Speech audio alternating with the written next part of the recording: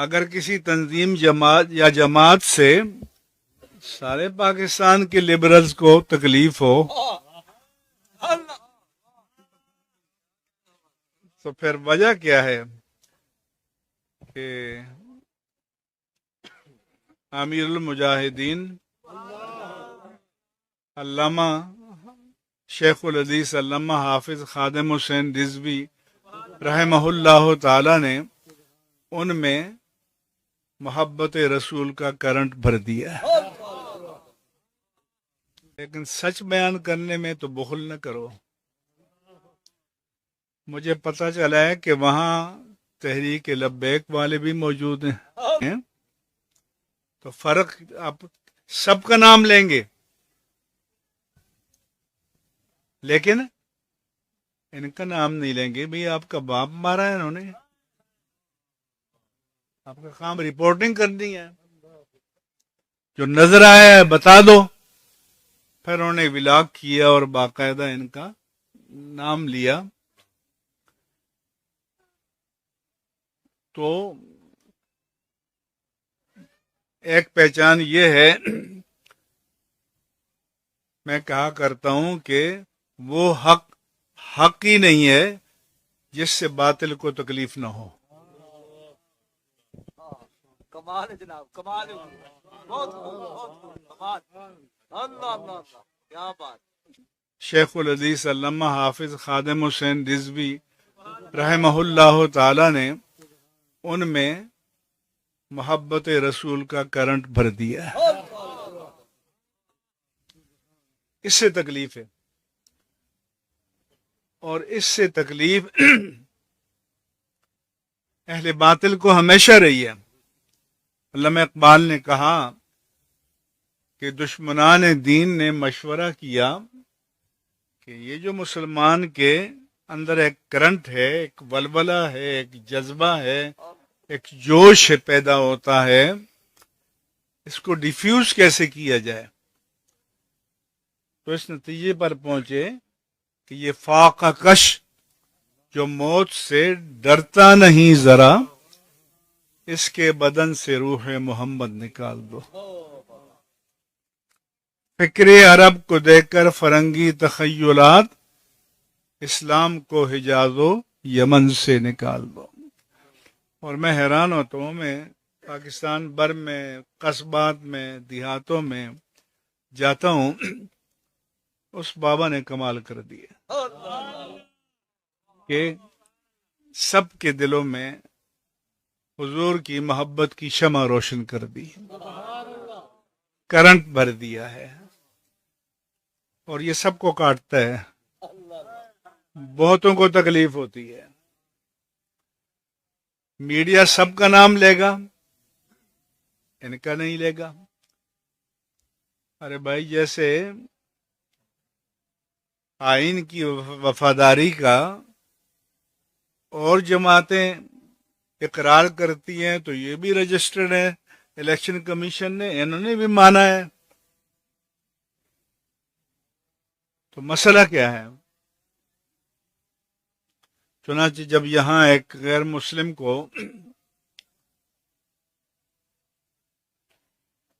قتل کیا گیا جو نہیں کرنا چاہیے تھا، اسلام میں اجازت نہیں ہے، تو فوراً لبرل نے ٹی ایل پی کا نام شروع کر دیا۔ میں نے کہا یہ تو اچھا نسخہ آ گیا، کوئی کسی کو قتل کر کے دوڑے اور کہہ دے لبیک یا رسول اللہ، تو آپ کہیں گے تو یہ تو تحریک لبیک ہو گئی۔ میں نے کہا کہ دنیا کا کوئی قانون اجازت دیتا ہے کہ انویسٹیگیشن سے پہلے، تحقیق سے پہلے، تفتیش سے پہلے، ثبوت و شواہد سے پہلے آپ الزام لگا دیں؟ یہ تو مودی کا کام ہے۔ تو غلامان مصطفیٰ کو مودی والا کام تو نہیں کرنا چاہیے۔ اس نے پہلگام کا الزام بغیر ثبوت کے لگایا، چنانچہ بعد میں سب ٹھنڈے ہو گئے۔ جب پتہ چلا کہ پیچھے کوئی اور تھا تو نام لینا بھی چھوڑ دیا۔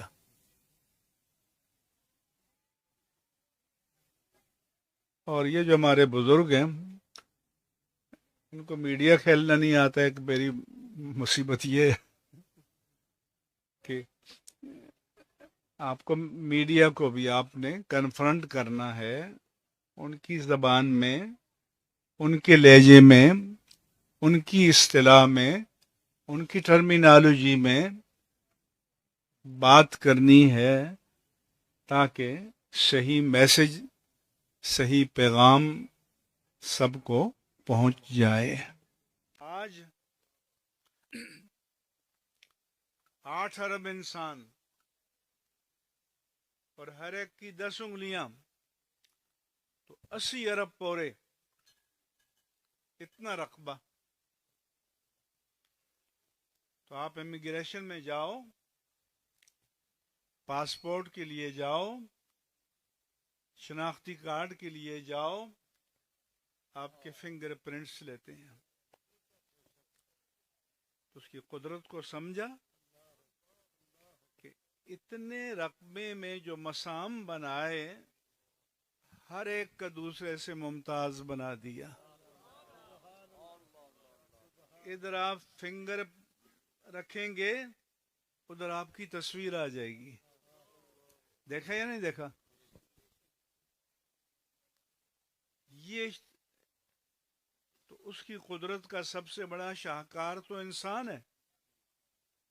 فرمایا کہ سنریہم آیاتنا فی الآفاق وفی انفسہم، ہم اپنی قدرت کی نشانیاں دکھائیں گے آفاق عالم میں اور خود انسان کی اپنی ذات میں۔ پورے بھی چھوڑو، تمہیں کیمرے کے سامنے کھڑا کیا جاتا ہے کہ آنکھیں کھول کے کیمرے میں دیکھو، تو یہ جو پتلی تھوڑی سی ہے یہ تمہیں سب سے ممتاز کر دیتی ہے۔ 8 ارب انسانوں کو جدا جدا کر دیتی ہے۔ ایسا کوئی مصور ہے؟ ایسا کوئی خلاق ہے؟ ایسی کوئی ہستی ہے؟ تو اس لیے فرمایا کہ من عرف نفسہ فقد عرف ربہ، جس نے خود کو پہچان لیا اس نے رب کو پہچان لیا، اور جو خود سے نہ آشنا رہا وہ رب کو کیا پہچانے گا؟ مولانا روم نے لکھا کہ ایک جوہری تھا، جیولر، اس کے پاس ایک انتہائی دنیا کا سب سے قیمتی ہیرا تھا۔ پرانے زمانے میں جنگلوں میں، بیابانوں میں، ریگستانوں میں پیدل خچروں پر، گھوڑوں پر سفر ہوتا تھا۔ تو اس سے کسی نے پوچھا کہ آپ کہاں جا رہے ہیں؟ اس نے کہا میں اصفہان جا رہا ہوں یا سیالکوٹ جا رہا ہوں۔ اس آدمی نے کہا کہ میں بھی ادھر ہی جاتا ہوں، شریک سفر بن جاتے ہیں۔ جوہری نے کہا قبول ہے۔ دن بھر چلتے رہے،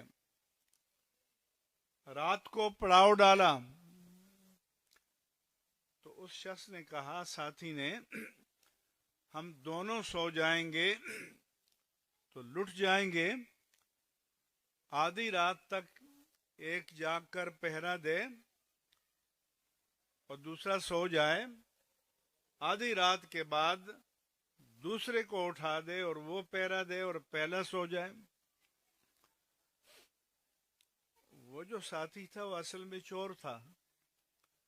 اس نے کہا حضور آدھی رات تک آپ پہرا دیں، میں سو جاتا ہوں، پچھلے پیر مجھے اٹھا دینا، چوکیداری کروں گا۔ جوہری نے کہا یہ بھی منظور ہے۔ آدھی رات کے بعد کہا کہ بھائی اٹھو، اب ڈیوٹی دو، میں سوتا ہوں۔ اس روٹیشن میں کئی مہینوں کا سفر کر کے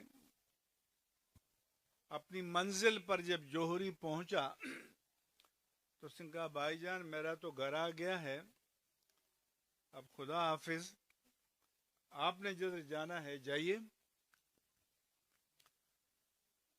اس نے کہا بھائی بات یہ ہے کہ میں تو آپ کے ساتھ شریک سفر بنا تھا آپ کا ہیرا چرانے کے لیے، آپ میرے بھی استاد نکلے۔ آپ رات کو سوتے وقت وہ ہیرا کہاں رکھتے تھے؟ کیونکہ آپ کی پوٹلی میں، تھیلی میں، جیب میں، ادھر ادھر جہاں جہاں ممکن ہو سکتا تھا میں مہینوں تلاش کرتا رہا، مگر وہ مجھے ہیرا نہیں مل سکا۔ اب سے اتنا بتا دو کہ رات کو رکھا کہاں کرتے تھے؟ اور جوہری نے کہا کہ تمہیں ایسا قیمتی ہیرا نہیں مل سکتا تھا، تمہیں تو اپنی خبر نہیں تھی۔ میں رات کو سونے سے پہلے ہیرا تمہارے سامان میں رکھ دیا کرتا تھا اور تم میرے سامان میں تلاش کرتے تھے۔ تو جس کو اپنی خبر نہ ہو وہ کائنات کی بڑی دولت کو پا سکتا ہے؟ تو جس کو اپنی بندگی کا پتہ نہ ہو وہ اپنے رب کی شان کو پا سکتا ہے؟ اس لیے نبوت بھی اس لیے آئی، رسالت بھی اس لیے آئی، قرآن بھی اس لیے آیا کہ بندے کا رشتہ رب کے ساتھ قائم ہو جائے۔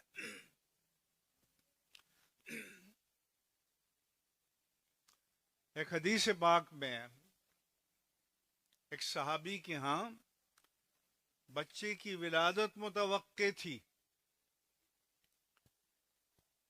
تو حضور نے پوچھا ما یولد لکا، تمہارے یہاں کیا پیدا ہوگا، کیا خیال ہے؟ اس نے کہا اما ابن و بن، یا بیٹا پیدا ہوگا یا بیٹی پیدا ہوگی۔ حضور نے پوچھا بمن یشبہ، اس کی صورت کس کے مشابہ ہوگی؟ اس صحابی نے کہا کہ اما اباہ و اما امہ، یا ماں کے مشابہ ہوگا یا باپ کے مشابہ ہوگا۔ حضور نے فرمایا کہ ماں ٹھہر جا، جب نطفہ ماں کے رحم میں قرار پاتا ہے اور 140 دن کے بعد اس کے وجود میں جان ڈالنے کا وقت آتا ہے، تو اس سے، اس کے باپ سے لے کر آدم علیہ السلام تک جتنے آبا و اجداد امہات و جدات ہیں ان کی صورتیں اس کے سامنے پیش کر دی جاتی ہیں، وہ کسی ایک صورت کو اختیار کر لیتا ہے۔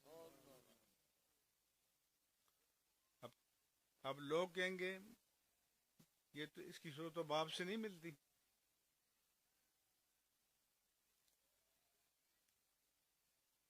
تو اللہ نے فرمایا کہ وہ جس صورت کو چاہے اختیار کر لے۔ حضرت زید بن حارثہ گورے رنگ کے تھے، سفید، ان کے صاحبزادے اسامہ سانولے رنگ کے تھے۔ لوگوں نے شبہ کیا کہ یہ ان کے بیٹے نہیں ہیں، تو ایک دن حضور تشریف لائے، تبرق اساریر وجہہ، آپ کا رخ انور چمک رہا تھا۔ ام المؤمنین عائشہ صدیقہ نے پوچھا کہ یا رسول اللہ آج آپ انتہائی مسرور، کیا ہو گیا؟ تو چونکہ حضرت اسامہ کے نسب پر رنگ کی وجہ سے شبہ کر رہے تھے، تو نے کہا کہ ابھی مدلجی آیا جو قیافہ شناس تھا،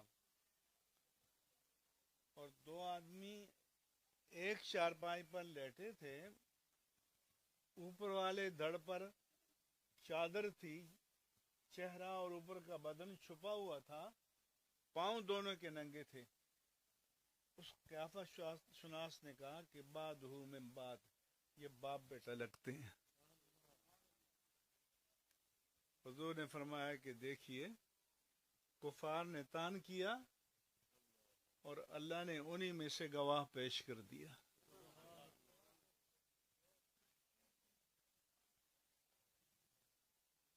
اس لیے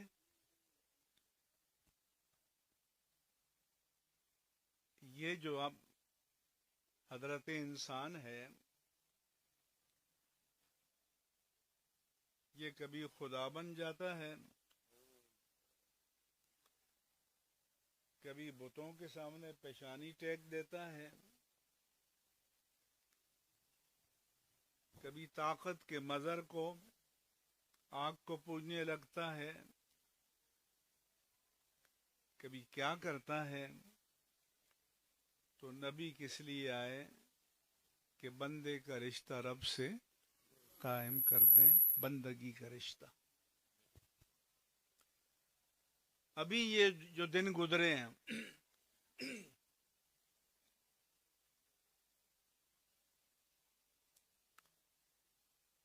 یہ آندیاں، طوفان، سیلاب، کلاؤڈ برسٹ، آپ نے دیکھا نا؟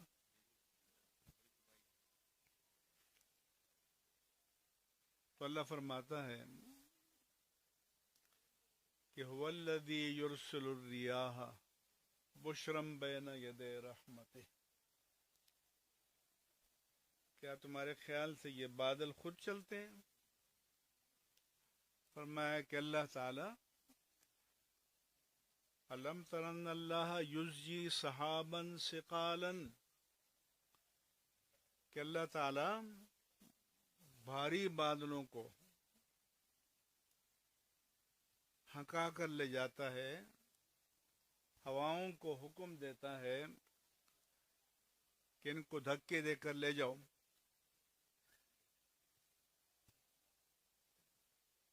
پھر فرمایا فجعلہ کسفا،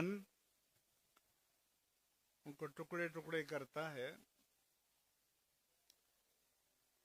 پھر فرمایا کہ ان کو تہ در تہ کرتا ہے۔ فرمایا کہ اولوں کے پہاڑ بن جاتے ہیں۔ اب آپ سے میرا سوال ہے، آپ ایک گلاس پانی اوپر پھینکیں، ایک قطرہ بھی آپ فضا میں روک سکتے ہیں؟ بولو، آپ کے بس میں ہے؟ تو پھر کبھی آپ نے غور کیا کہ یہ ملینز آف ٹن کے حساب سے یہ پانی فضاؤں میں معلق ہے، تو کس نے ٹھہرایا ہوا ہے؟ تو اے برسنے والے پر حیرت کرنے والوں، وہ جو رکے ہوئے ہیں ان پر تمہیں حیرت کرنی چاہیے۔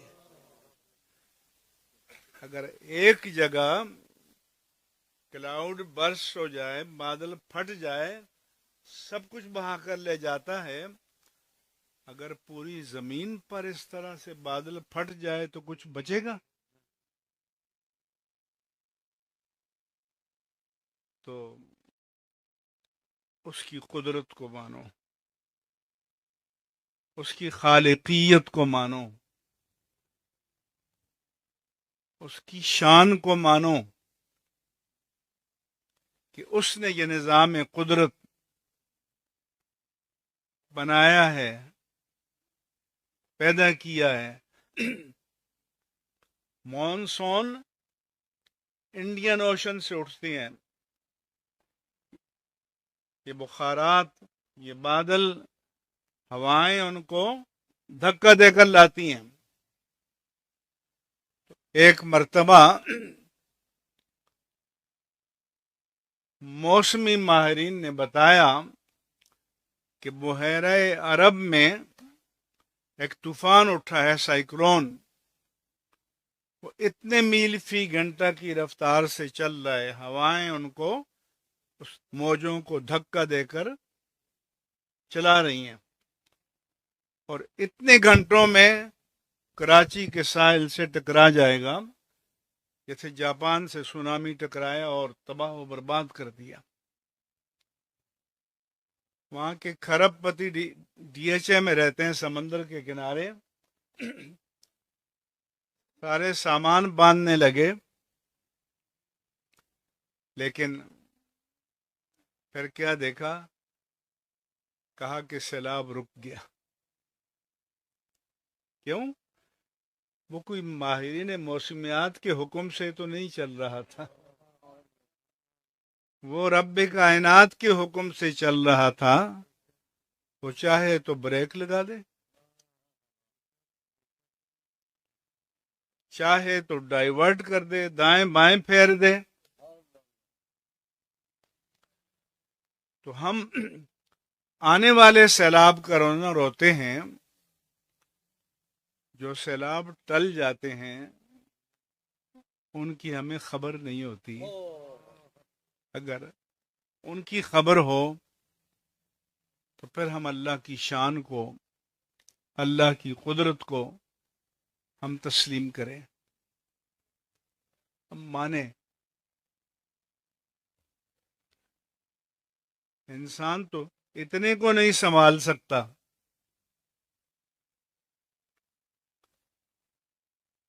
تو اس لیے اللہ کے جو انبیاء آئے وہ بندے کا رشتہ رب سے جوڑنے کے لیے آئے، اور یہ علماء انبیاء کے نمائندے ہیں۔ یہ ان کا کام ہے کہ بندوں کا رشتہ رب سے جوڑنا، بندگی کا قرینہ اور بندگی کا سلیقہ سکھانا۔ اگر یہ سب بندے بن جائیں تو انقلاب آ جائے، تبدیلی آ جائے، ہمارے حالات بہتر ہو جائیں، امت کے حالات بہتر ہو جائیں، ملک کے حالات بہتر ہو جائیں۔ تو اس لیے ہمیں قرآن کریم کو بھی سمجھ کر پڑھنے کی ضرورت ہے۔